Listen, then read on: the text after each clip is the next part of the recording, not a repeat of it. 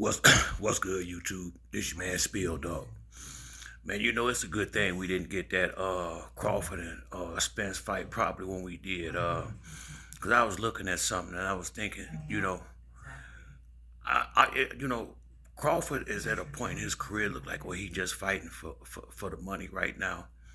And if that was his only motivation for getting in the ring with Earl Spence's money, we wouldn't have got the real fight that we wanted because for him to beat Earl Spence, he gonna have to dig real deep.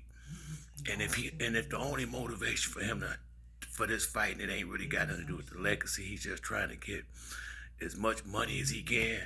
He ain't gonna have to do what he gonna have to do to beat Earl if he was going, anyway. You know, uh, it's not all about money in that fight for Spence because Spence could have been moved up. It's a lot. It's several money fights he could make. But this is more about him trying to be the undisputed welterweight champion more than anything else. That's more motivation than just the money of the fight. And like I say, Crawford, right? If it's all about money, Spence ain't the guy to get in the ring with, cause and he'll fuck around and get hurt bad in there. You gotta be dialed in 100% to fight that type of fighter, and especially with those stakes right there on the line. Something he been wanting his entire career. He gonna train and he gonna come in there and give it all he got. And if you ain't on that same wavelength, man, ain't no sense in them going up in there and just getting embarrassed and getting and ruining the legacy he already built. If he know he ain't 100% dialed in for that fight, I think what really killed the fight more than anything else though was when Earl did Ugas like he did. That changed Crawford mind right there. I don't care what he say. If y'all just go back and look at the videos from the time when Spence had the accident. As soon as he got hurt and they knew he wasn't fighting, that boy couldn't keep Spence's name out of his mouth. When Spence said he was coming back, that's when he was hollering, Earl Spence, Earl Spence. That's Crawford style. He liked to have some type of little advantage in the fight. And I wish Spence would have went on ahead and fought Crawford instead of Ugas first.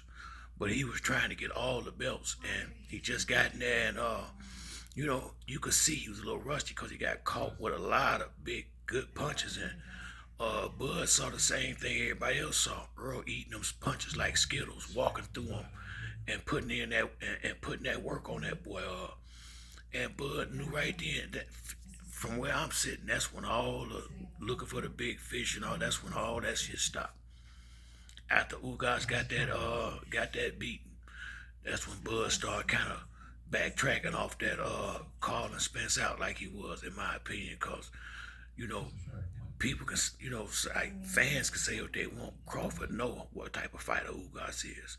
Ugas is a big, strong welterweight, and Spence treated him like, he walked through him, walked straight through him basically.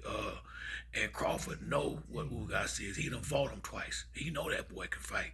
He ain't gonna probably big up him like he should. But before the fight started, I saw Crawford say out his own mouth he felt like it was, it might have been an upset because he know Ugas is a damn good fighter. And Ugas, if you look, him and Spence, both of them, they was at least 160 pounds apiece when they got in the ring. He got the reach advantage over Spence. Ugas was a live dog in there that night. And Bud know it. A lot of fans might not, but Bud know Ugas is a real fighter. After that beat down, Bud wasn't going in there. Think I made a video about that some months ago. I said that Ugas fight is what really killed this fight with Bud and Spence, because after that boy had sat on the sideline that long, he saw what he did to Danny Garcia. Then he went through there and just blew through Ugas like that. What he knew was, that was his tune-up. He was gonna be way better and sharper when they fought. Crawford wasn't trying to go in there and get beat down like that. And I ain't, Crawford is a good fighter.